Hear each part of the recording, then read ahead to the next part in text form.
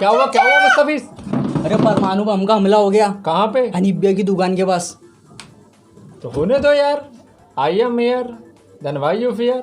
हाँ चलो चच्चा है, अपन कुछ है नहीं अभी। होगा, चच्चा है। सो हेलो फ्रेंड्स, वेलकम है आपका हमारे यूट्यूब चैनल पे रिएक्शन ऑफ चाचा भतीजास। मेरा नाम मोहम्मद मुस्तफिज, ये मेरे चाचा मोहम्मद हुसैन। एक बार फिर हम हाजिर है एक नया वीडियो लेकर। डर रहे हो? डोंट वरी यार, मैं हूँ ना। चच्चा है।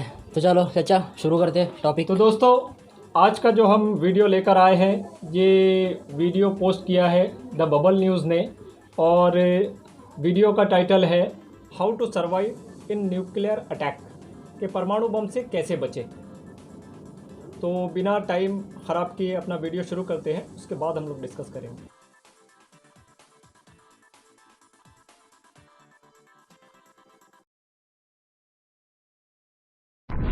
दोस्तों, बचपन से ही हम परमाणु बम के बारे में सुनते आए हैं, और सुने भी क्यों नहीं।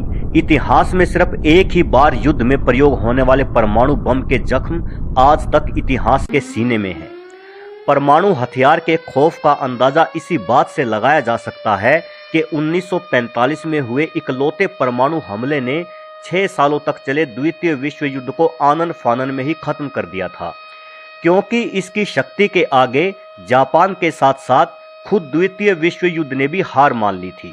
और ये भी परमाणु बम के खौफ का ही असर है कि 1945 के बाद कोई भी बड़ा युद्ध नहीं हुआ है, क्योंकि युद्ध से कितनी भयंकर हानि हो सकती है और युद्ध कितना अमानवीय हो सकता है, ये लोगों को परमाणु बम ने ही समझाया था। यही कारण है कि आज दुनिया का हर बड़ा देश किसी दूसरे बड़े देश पर हमला करने से पहले 100 बार सोचने पर मजबूर हो जाता है। लेकिन दोस्तों, ऐसा भी नहीं है कि अब फिर से दुनिया में कभी परमाणु बम का इस्तेमाल हो ही नहीं सकता। असल में इस पूरी दुनिया में जितने भी जीवों को प्रकृति ने बनाया है, उनमें से हम यानी मनुष्य सबसे हिंसक जीव है। हमें जो भी उपहार इस प्रकृति ने दिया है, उसी का इस्तेमाल हमने प्रकृति को नष्ट करने में किया है। और आप मेरा यकीन मानिए कि इस बात की संभावना बहुत ही ज़्यादा है कि आपके इसी जीवन काल में आपको एक परमाणु हमला देखने को मिले। तो दोस्तों, वैसे तो मैं भी आप लोगों की तरह ही हमेशा भगवान से अभिलाषा करता रहूँगा कि हमारी पृथ्वी को फिर से कभी परमाणु हमले का दंश ना झेलना पड़े। लेकिन दोस्तों, अगर ऐसा हुआ तो इस स्थिति में आपको क्या करना चाहिए, ये जान लेना भी आपके लिए बहुत ज़रूरी है।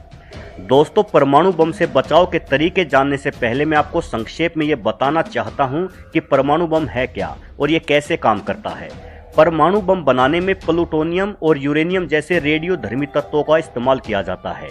ये ऐसे तत्व होते हैं जो खुद की ऊर्जा पैदा करने में सक्षम हैं। एक मुट्ठी भर यूरेनियम से इतनी ऊर्जा पैदा की जा सकती है जितनी कि एक ट्रक कोयले से। विस्फोटक के तौर पर इस्तेमाल करने से 1 किलो वजनी परमाणु बम इतना ही घातक होता है जितना कि 10 लाख किलो वजन का कोई साधारण बारूद वाला बम। दोस्तों, परमाणु बम के हमले से बचने के लिए जो सबसे पहला कदम आपको उठाना चाहिए वो ये है कि अगर हमारे देश के साथ किसी दूसरे देश का युद्ध छिड़ जाए और हालात सुधरने की बजाय दिन ब दिन खराब होते जाएं और आपको ऐसा लगे कि कोई देश हमारे देश पर परमाणु हमला कर सकता है या करने की धमकी दे रहा है, तो सबसे पहले तो अगर आप घनी आबादी वाले क्षेत्र मसलन दिल्ली और मुंबई जैसे बड़े शहरों में रहते हैं, तो तुरंत इन शहरों को छोड़कर आप अपने किसी ऐसे दोस्त या रिश्तेदार के घर जा सकते हैं जो छोटे शहरों या गाँव में रहते हों। क्योंकि इतना तो तय है कि जब भी कभी परमाणु हमला होगा तो किसी बड़े शहर पर ही होगा, क्योंकि दुश्मन देश ये चाहेगा कि वो हमारे देश का ज़्यादा से ज़्यादा नुकसान कर सके। ऐसे किसी शहर पर जहाँ कोई ऐतिहासिक इमारत वगैरह है, जैसे कि आगरा जैसे शहर पर भी परमाणु हमला होने के आसार ज़्यादा होंगे।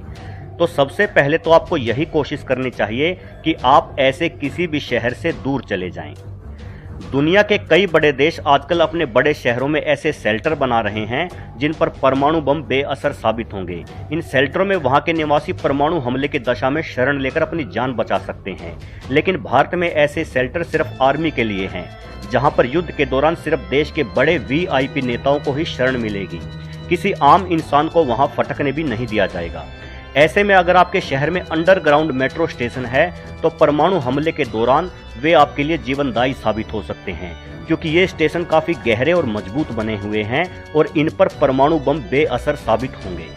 दोस्तों, अगर परमाणु बम आपकी लोकेशन के 5 किलोमीटर के अंदर अंदर गिराया गया है तो आप फौरन ईश्वर को याद कर लें और अपने द्वारा किए गए सभी पापों की क्षमा मांग लें, क्योंकि अगले 3 सेकंडों के अंदर अंदर ही आपका अस्तित्व भाप बनकर उड़ जाएगा। अगर परमाणु हमले से आपकी लोकेशन 5 किलोमीटर से ज़्यादा है तो आप बच सकते हैं। धमाका सुनाई देने के बाद अगर आपके पास कोई बेसमेंट हो तो जितनी जल्दी हो उस बेसमेंट में शरण लें।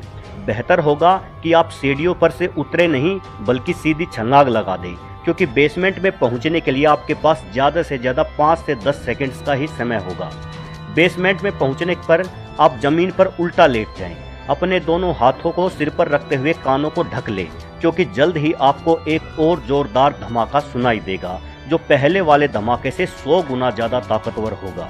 इस धमाके से जमीन में भूकंप जैसी स्थिति या जोरदार कंपन पैदा होगा।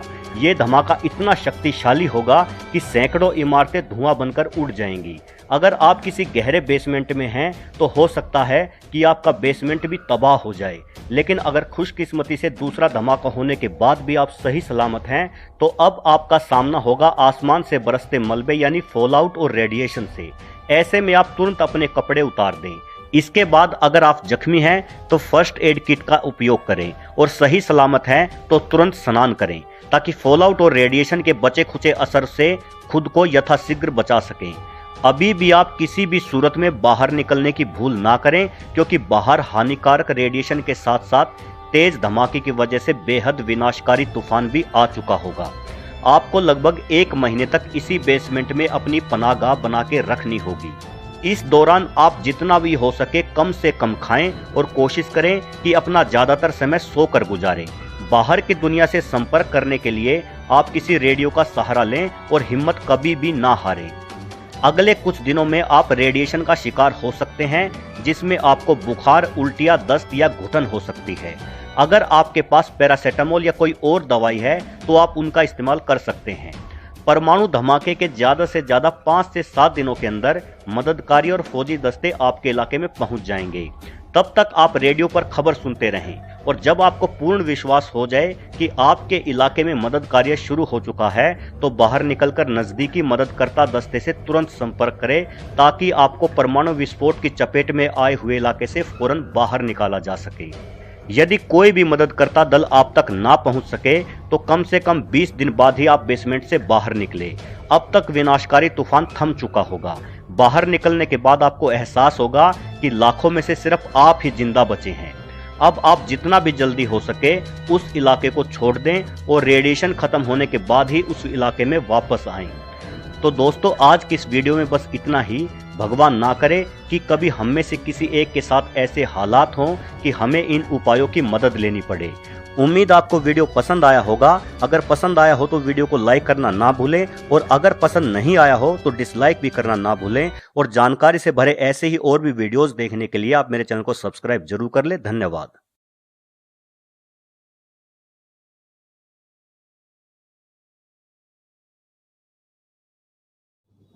हाँ तो भतीजे, क्या रिएक्ट है आपका इस वीडियो के बारे में?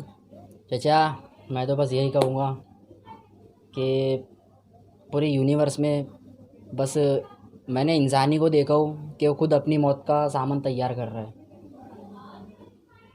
कि नहीं? बिल्कुल सही। और आप क्या बोलते? हाँ, मेरा भी रिएक्ट यही रहेगा कि धीरे धीरे हम अपने विनाश की तरफ बढ़ रहे हैं। हम खुद ही अपनी मौत के सामान तैयार कर रहे हैं। और जैसा कि भतीजे ने कहा कि सारी दुनिया, सारे यूनिवर्स में सिर्फ इंसान ही एक ऐसा यानी प्राणी है जो अपनी मौत का सामान खुद तैयार कर रहा है। और हमारी भी यही आशा रहेगी कि हमें कभी परमाणु बम का हमला ना देखना पड़े, हमें भी और हमारी आने वाली नस्लों को भी, हमारे हिंदुस्तानी भाई बहनों को भी। और हमारी यही आशा रहेगी कि हम सब मिलजुल कर एक खूबसूरत दुनिया बना कर रहे।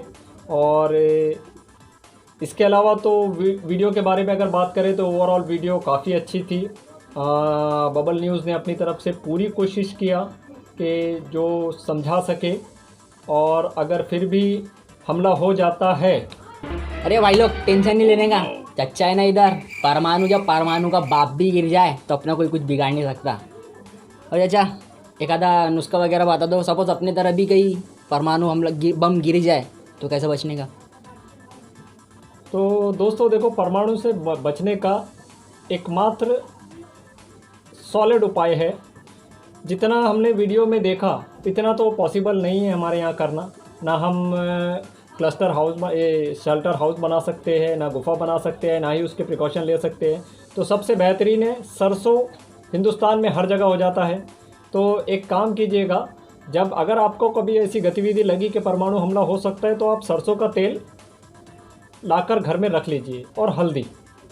और जिस वक्त आपको ये महसूस हो कि परमाणु बम होने वाला है, तो सारे बदन पर सरसों का तेल और हल्दी लगा ले और पश्चिम दिशा की तरफ चेहरा करके हमें ध्यान में बैठ जाना है। उससे बचेंगे कैसे? इससे होगा क्या? भतीजे, इससे बचेंगे नहीं, इससे हमें मोक्ष की प्राप्ति हो जाएगी। तो फ्रेंड्स, कैसा लगा आज का हमारा रिएक्शन? अगर आपको पसंद आया तो वो प्लीज़ लाइक करें। अगर आप हमारे चैनल पे न्यू है तो प्लीज़ सब्सक्राइब करें। सब्सक्राइब करना ना भूलें, बेल का आइकन भी प्रेस कर दे। इससे हमारे आने वाली वीडियो के नोटिफिकेशन आपको मिलते रहेंगे। दोस्तों, हमारा न्यू चैनल है और आपके प्रमोशन की बहुत ज़्यादा ज़रूरत है। अपने दोस्तों को भी शेयर करें और हमें प्रमोशन में मदद करें, क्योंकि हम आपके लिए लेकर आते हैं एक से एक एंटिक वीडियो यूट्यूब की, जिस पर हमारे रिएक्शंस होते हैं, कैसे भी हो, और आपके कमेंट और आपके कमेंट्स होते हैं, क्योंकि थोड़ा ड्रामा, थोड़ा fiction and only reaction। Reaction. वो भी किसका? चाचा भतीजास।